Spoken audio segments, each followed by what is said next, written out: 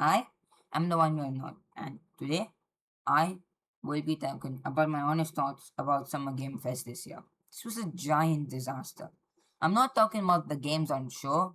Mo- Mostly, I'm talking about the actual event, as it was hard to find what exactly is there since, well, I was asleep when it was live, so I wasn't there, and the audio syncing was completely botched and basically unwatchable, which happened in the Game Awards, but here it was even worse. I remember in the Game Awards when I was rewatching it with somebody else, the subtitles were completely random and they just stayed. I was watching on Prime Video, but so yeah, so now let's look at the highlights, at least in my opinion, what all were the highlights. So first up, Resident Evil Veronica. Now, this game was anyways gonna happen. It made sense, You don't want to do Resident Evil 5 because then what other remakes do you have next? Like 6 was bad, and then 7, 8, and 9 are the modern games, so you can't just go remake them. And 2, it's a spin-off that not many people know about. I mean, the only other game that they probably could have done is like Resident Evil Zero, which is rumored around here. I think with Resident Evil Veronica, the reason it was in 2027 when we were supposed to get it, I think, in 2026, is because GTA 6, September has high competition, early October has high competition, late October's and close to GTA 6, December's too late, January is too early, February is packed. So I think this will release in March, actually. So yeah, that's a big delay. So then after Code Veronica was two games from Cuphead Steam. First was a homage to 8-bit, like how the first game was an homage to 16-bit games, Mighty Cuphead Adventure, and the second was Cuphead 2, or at least what I think is Cuphead 2. You see, they just said it's a hand-drawn animated Cuphead game, which is obviously not a DLC, and I guessing it's just Cuphead 2 only. It just makes sense. I mean, they're already doing a spin-off, so why not do Cuphead 2? So, okay, then next up is Alien Isolation 2. So, the first Alien Isolation game released back when they were bringing horror games back from not horror. Like, in the late, in the early 2010s, you had like Resident Evil 6, Fear 3, Dead Space 3. Zombie U was seen as a return to form, and that wasn't even good. So, Alien Isolation 2, it'll be interesting to see what all they can do, like 13 years later. Also, it's coming to Switch too. That's pretty neat. Then after this, we have Gen Atlas, which is from the creator of all of the Miko games, which probably shut down because Sony's like, you're not making enough live service games. Don't you understand? Why aren't you making your own Concord or Marathon or Helldivers, which is also failing now? Don't you understand? Look at Fortnite. Look how that's failing. Fail as well. But that's going off topic. This game, you know, you go around in a empty world, not an open empty world, seeing giant robots. Actually, this sounds a bit like Shadow of the Colossus, but post-apocalyptic. So yeah, I do think about picking up Shadow now. I'll see if I have the time or if I'm gonna pick it up, but let's see. Well, after this, we have Guild Wars 3. Now, I was really surprised by Guild Wars 3, but not at the same time. I mean, we knew there would be a Guild Wars, the developers of Guild Wars would show up, so it makes sense to do a Guild Wars 3. But what I was surprised by is how Guild Wars 2 released in 2013, so you think they would just continue that for eternity or something. I mean, if I go Guild Wars 3 and not Destiny 3, it's very interesting. Yeah, that's for sure. So, yeah. I don't really care for MMOs, but it's neat to see Guild Wars 3. And interesting how we didn't get Destiny, but this is here. Star Wars Galactic Racer showed up, and that's all I can tell you about it. It showed up. It wasn't a new thing or anything, it just was there because a reminder. And while we're here, I want to talk about what I hated the most in Summer Game Fest and also the Game Awards. the Nintendo sections where they just show you nothing. They just show you three games that are coming out, showing nothing new on them, and say, "Pow, up your play." Switch 2. This happened twice here. Both had the same tagline, which just infuriated me. And don't even get me started on Capcom sale events. Well, we finally got a Sega Universe game. So I had predicted one Sega Universe game, and we were all thinking it'd be Crazy Taxi, but it's Virtua Fighter Crossroads. I mean, it's cool to see Sega doing something that isn't Sonic or Total War or something like that. I mean, they canceled the Super game, so this is what we want. Games that we actually want. Anyways, I mean, I would probably prefer Crazy Taxi, and maybe I'd like to see what a new Golden Axe would look like. So yeah. RuneScape Dragon Wild showed up again. I mean, we already knew it was coming out.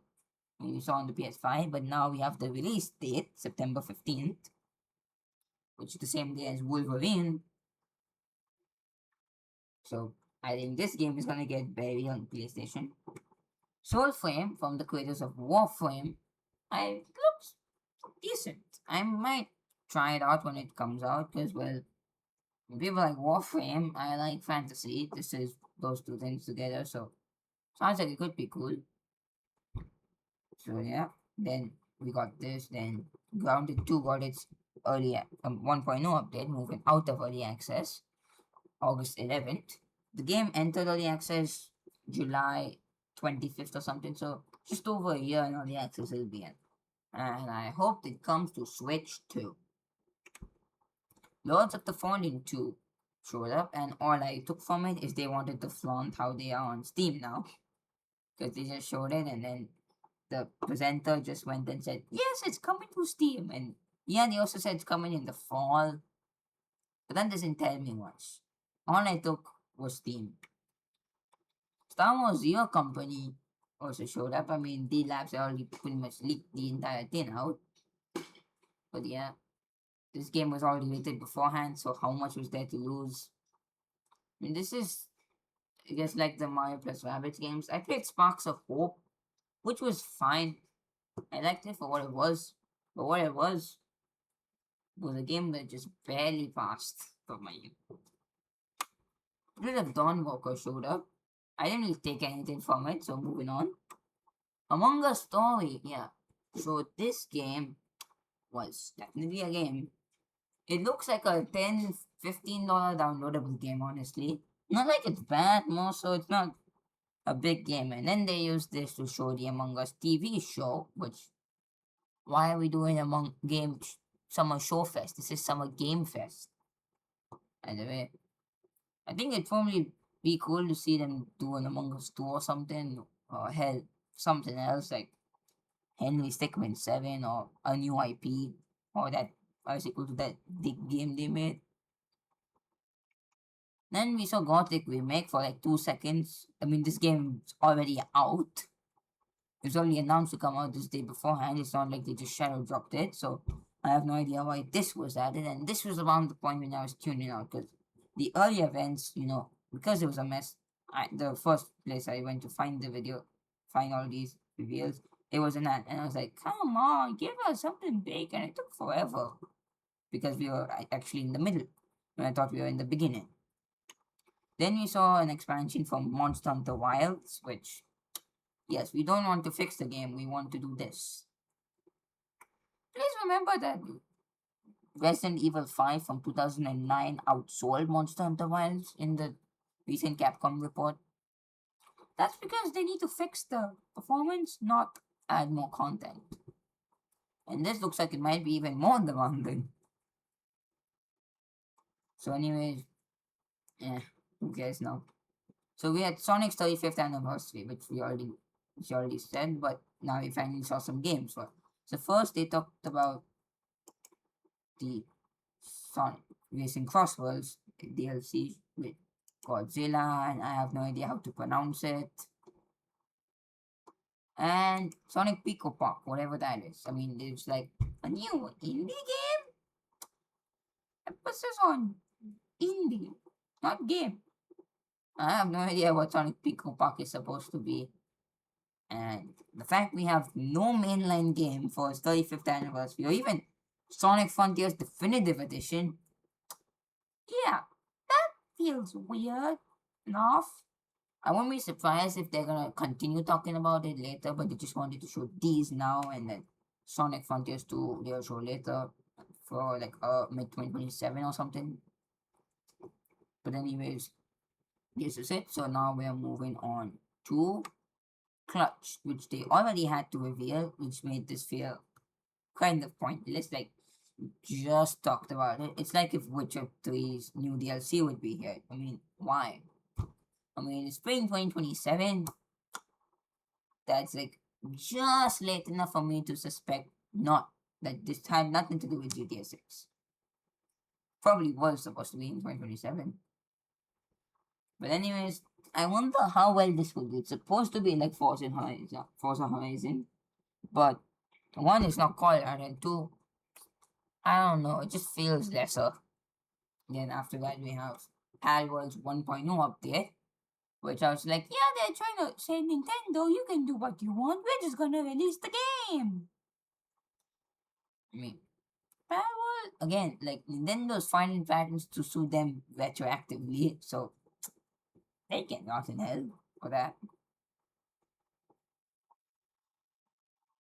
Then after that, we had The Wolf Among Us 2, which is supposed to come in 2027. And then they talked about The Wolf Among Us Remastered, which releases in the holiday. And I'm just like, okay, I get that Telltale had like gone bankrupt or something, like in like 2019 or something. I completely forgot about The Wolf Among Us 2. I mean, I can't even say that without thinking of Among Us story. I wonder why. But moving on, we're near the end, so we celebrate Blood Rain, which is the Celebrate 2, which this leads me to believe something. So, Celebrate, we know it's skipping PS5 exclusivity. Final Fantasy 7 Part 3 is also skipping. And what was it called? Yeah. Lords of Fallen 2 is Escape Epic on the PC storefront. And with you look at Sony and what Microsoft are doing, it seems that we're going to be shifting to first party exclusivity, hell yeah. And third parties don't even dare to touch exclusivity. So they'll have to sell their systems with their own games and not bring other games in. And finally, Final Fantasy 7 Revelation. Now, I thought it was before Reforged it would be called because, well, the other games were remake, rebirth. So I thought it'd be something. I mean, technically, it is still Revelation. But yeah, I mean, this was interesting. I mean, at this point, I was already out in the first recording I found, since none of the big openings were there. So overall, spring, spring 2027, and it's coming to all systems. So yeah, this is definitely gonna be one of the big games, and that was pretty much it. So overall, if we just look at the games, I'm in B plus A minus territory. If we factor in the audio syncing, it goes down to B, which is like where the state of play was, because that was horrendous. So overall, a bunch of big games like this and this. But seriously though, I kind of expected a bit more from it. So that's it. Now we're finally halfway done with this week. Bye.